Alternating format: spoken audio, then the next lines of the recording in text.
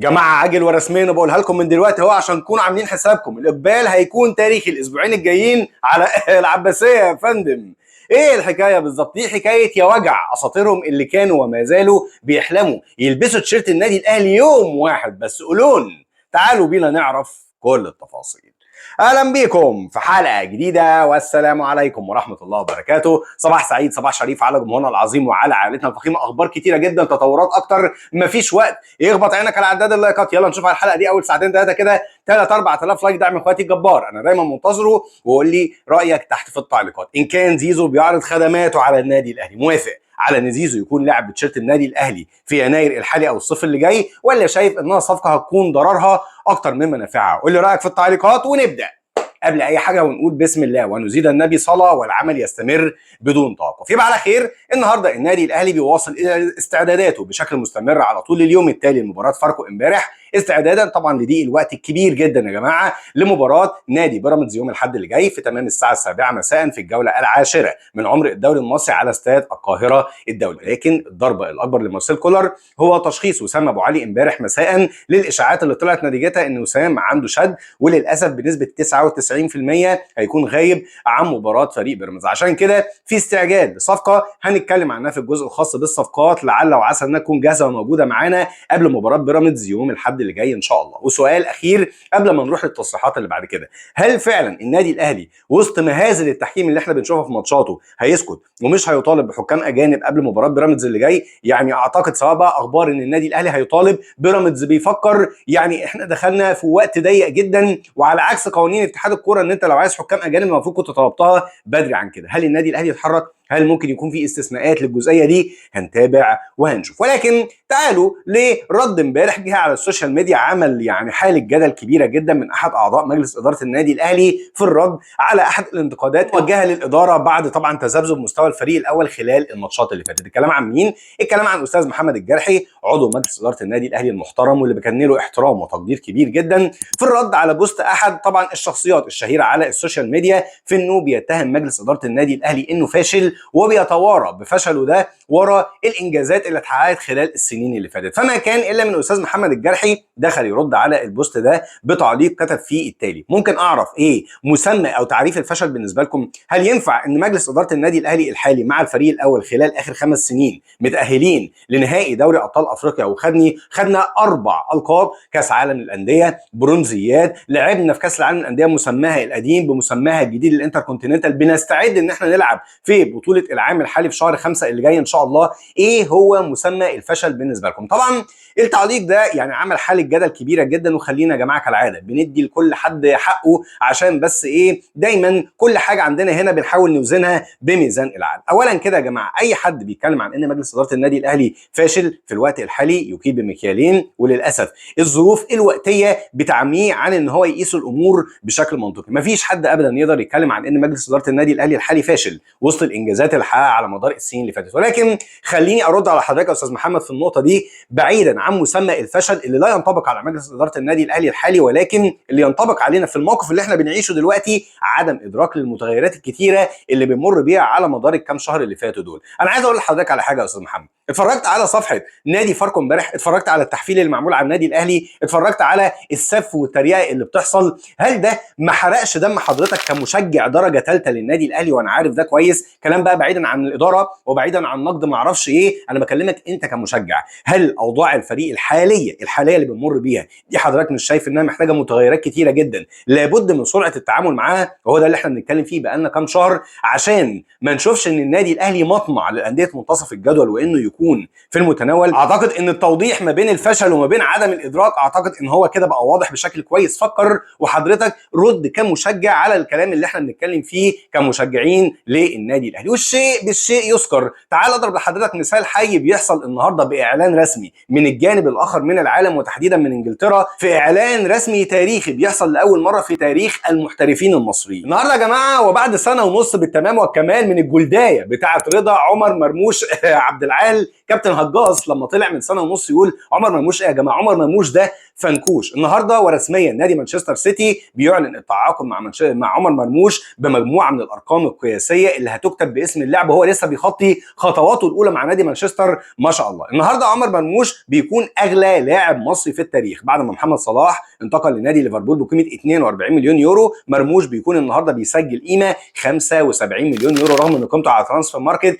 60 مليون. مرموش النهارده اول لاعب مصري بيتمرن تحت قياده جوارديولا في التاريخ، رابع لاعب عربي بيتمرن تحت قياده جوارديولا في نادي مانشستر سيتي بعد المهدي بن عطيه، بعد ابراهيم دياز، بعد رياض محرز، هيكون هو اللاعب الرابع. الله، حد يقول لي طب استنى بس يا دوله، هو مرموش بيرد على النادي الاهلي في ايه دلوقتي؟ اقول لك اتفرج معايا على الوضع. مين فاكر معايا على مدار الاسبوعين ثلاثه اللي فاتوا طبالين الاعلام اللي كانوا بيتكلموا يا جماعه ايه المشكله ان النادي الاهلي يخسر؟ ايه المشكله ان النادي الاهلي يتعادل؟ وعلى فكره ده عادي ومنطقي، ما فيش نادي بيعدي ابدا بفترات ثبات مستوى لسنين السنين، ولكن التطبيل بتاعهم وصلنا لايه ساعتها؟ قال لك بص نادي مانشستر سيتي عامل ازاي، بص جوارديولا بيخسر من طوب الارض، 8 ماتشات 9 ماتشات خسائر. معلش يا جماعه كل الفرق بتمر بالظروف دي، نستحمل. ما هو نستحمل، بس بنعمل ايه بقى؟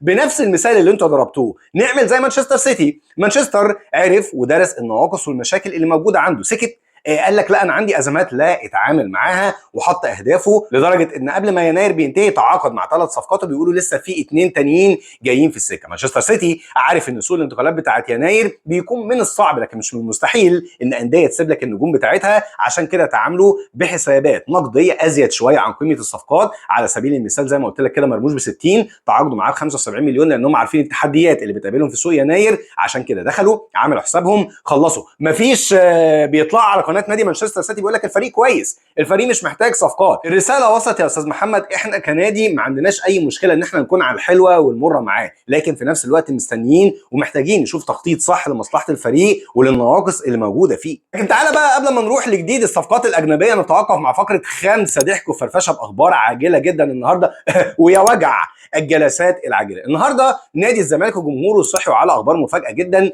ان احمد السيد زيزو ووالده عملوا جلسه مع مسؤولين النادي الاهلي فعلا خلال الساعات اللي فاتت. هل ما يمنع؟ لا يوجد ما يمنع والله. اللاعب خلاص في الفتره الغير المحميه بتاعته دلوقتي ويقدر يوقع لاي نادي مجانا. طيب في وسط الكلام ده كله اللاعب عمال بيضرب ويلاقي، ولسه نزل لهم من كام ساعه ستوري على حسابه الرسمي على انستجرام انه دلوقتي مش عارف ترتيبه بقى كام كده في الهدافين التاريخيين لنادي الزمالك، وانه نيكست ان شاء الله هيتخطى الرقم اللي بعده. فجمهور نادي الزمالك يسمعوا الاخبار دي ويشوفوا الستوري دي تحس ان دماغهم قلبت صينيه كنافه محشيه ترشي. طب الوضع ايه بالظبط؟ الوضع يا جماعه ان زيزو عين في الجنه وعين في النار. زيزو عين في الجنه انه نفسه مثلا يروح نادي بيراميدز بمقابل مادي كبير طبعا اكبر من اللي هيتقاضاه مع نادي الزمالك، لكنه مش هيكون النجم الاوحد. عينه في الجنه انه نفسه ينتقل للنادي الاهلي يعمل اسم وتاريخ وبطولات زي ما امام عاشور كده عملها مع النادي الاهلي في ظرف سنه ونص او سنتين، ولكن النار بالنسبه له موضوع الماديات وان الفلوس بتاعته مش هتكون في النادي الاهلي زي نادي بيراميدز ولا نادي الزمالك. الموقف كالتالي يا جماعه، وزي ما قلت لك بالظبط في موقف امام عاشور واعلاميين كتير قعدوا يغنوا شويه يقول لك جاي شويه يقول لك مش جاي، والحمد لله الحلقات موجوده والايام تشهد علينا. قلت لك امام عاشور هيكون موجود داخل النادي الاهلي ووقع. صفقه احمد فتوح قلت لك لا، واللاعب الاولويه بالنسبه له مديونيته عن نادي الزمالك وما وقعش للنادي الاهلي، واحمد فتوح كمل. زيزو يتمنى ان هو يكون موجود داخل النادي الاهلي، ولكن اداره النادي الاهلي مش قافله الباب ولكنها قايله له خلص نفسك مع نادي الزمالك، راجع نفسك في سقف الرواتب، مش هنعلي سقف الرواتب اللي موجود عندنا، اهلا وسهلا اتفضل. الباب مفتوح لاحمد السيد زيزو، وارد جدا تحصل تطورات مفاجاه خلال الاسبوعين او الثلاثه اللي جايين. على كل تعالوا بقى نروح لجديد سوق الانتقالات وجديد الشائعات الخاصه بالصفقات الاجنبيه. اخبط عينك على عداد اللايكات، طمني عليك يا اخويا في التعليقات، وتعالوا نروح للصفقه اللي النادي الاهلي بيحاول يخلصها خلال الساعات اللي جايه عشان مباراه بيراميدز. الكلام يا حبيب اخوك عن السلوفيني نيجرا ديشار صاحب ال 22 سنه اللي فيه النهارده خبرين مبشرين جدا بالنسبه لاتمام صفقته مع النادي الاهلي. النهارده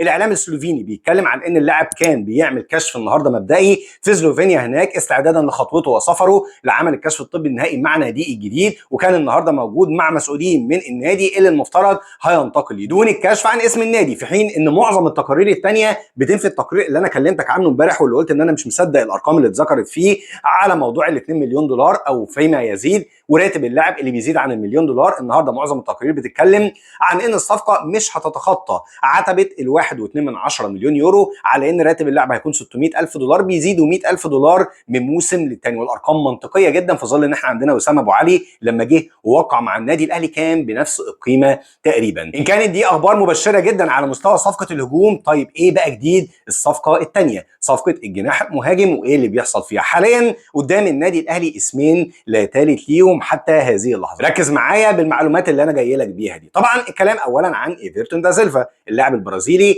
اللي كانت نقطه تحول كبيره جدا لرجوع النادي الاهلي للمفاوضات معاه، انه رجع ولعب مباراه وديه بالكامل خلال ال 72 ساعه اللي فاتوا، ودي كانت نقطه تخوف. انا هجيب لاعب ازاي وهو اصلا مصاب، اعمل عليه كشف طبي وقياسات بدنيه وهو اصلا مصاب؟ مش هينفع اعمل عليه الكشوفات دي، هصطاد سمك في ميه يعني. الاخبار النهارده بتاكد ان اداره النادي الاهلي حاليا العرض بتاعها لنادي بانيك اوسترافا وصل ل 1.8 مليون يورو، ولكن الكلام ده على تقسيط على قسطين. الله، طب يا دوله هو اصلا اللاعب ما انت بتقول قيمته 3 مليون يورو، ايه اللي جد خلى ان النادي الاهلي ممكن يخلص الصفقه بالقيمه دي؟ على حسب الصحفي مايكل كيفينسك النهارده بيتكلم وبيعلق على تصريحات المدير الفني لنادي بانيك اوسترافا خلال الساعات اللي فاتت. الراجل اتكلم وقال بشكل واضح وصريح ان اللاعب ايفرتون قد يكون راحل، ودي هتكون ضربه قويه جدا بالنسبه للفريق، خاصه بعد رحيل مدافع اساسي خلال سوق الانتقالات الحالي. في لاعب من خط النص مشي، فلما يفقد ايفرتون كمان يبقى كده فقط 3 من القوام الاساسي بتاعه، لكنه كمدير فني مضطر للاسف ان هو يتعامل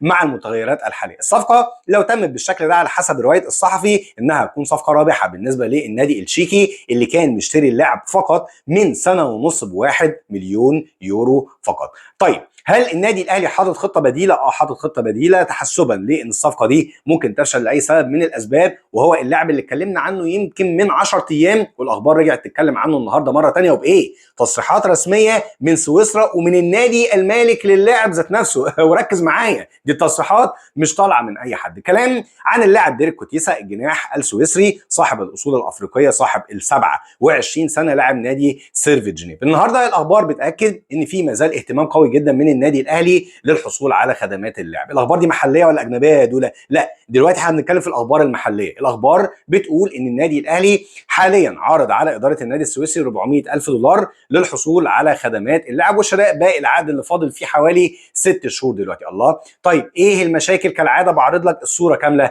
اولا كده اللاعب عايز مكافاه توقيع ممكن تتخطى ال1 مليون يورو، اللاعب بيوقع مجانا، فانا بوقع مجانا دلوقتي، فانا محتاج قيمه بالنسبه لي. الكلام ده يا تعملوه معايا دلوقتي، هتستنوا الصيف اللي جاي، انا ما عنديش اي مشاكل، استنى الصيف اللي جاي، انا موجود مع فريق اساسي و100 فل و10.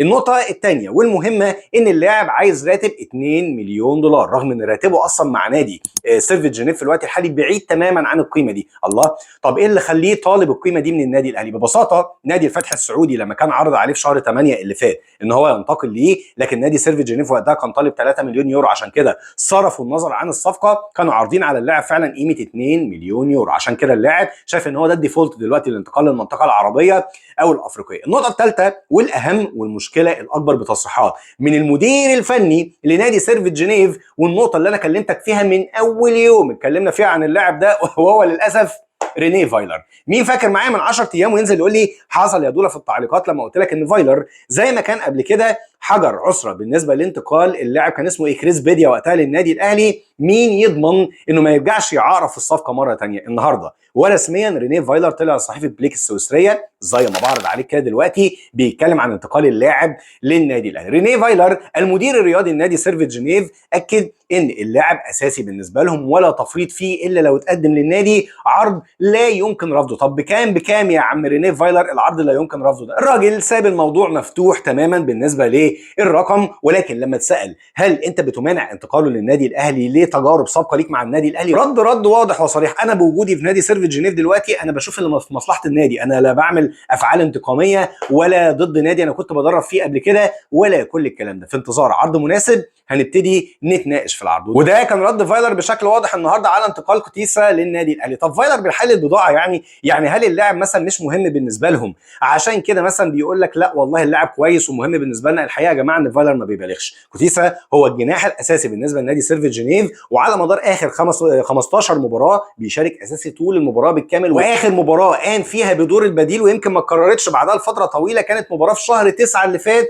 قدام نادي سانت جالين او كان نادي جراس هوبرز وقتها، وسجل هدف في المباراه اللي انتهت بخساره نادي سيرفيس جنيف. ده الموقف بالكامل. قول لي رايك في التعليقات، شايف مين الافضل للنادي الاهلي، ايفرتون ولا اللاعب ديريك كوتيسا؟ مستني اسمع رايك في التعليقات. وبس يا رب تكون الحلقه عجبتكم. استاذنكم لا تنسوا الدعاء للوالد بالرحمه والمغفره، رحمه الله عليه وكل امواتنا جميعا، واشوفكم على خير في حلقه جديده بعد شويه ان شاء الله. شكرا ليكم ودمتم بخير، والسلام عليكم ورحمه الله.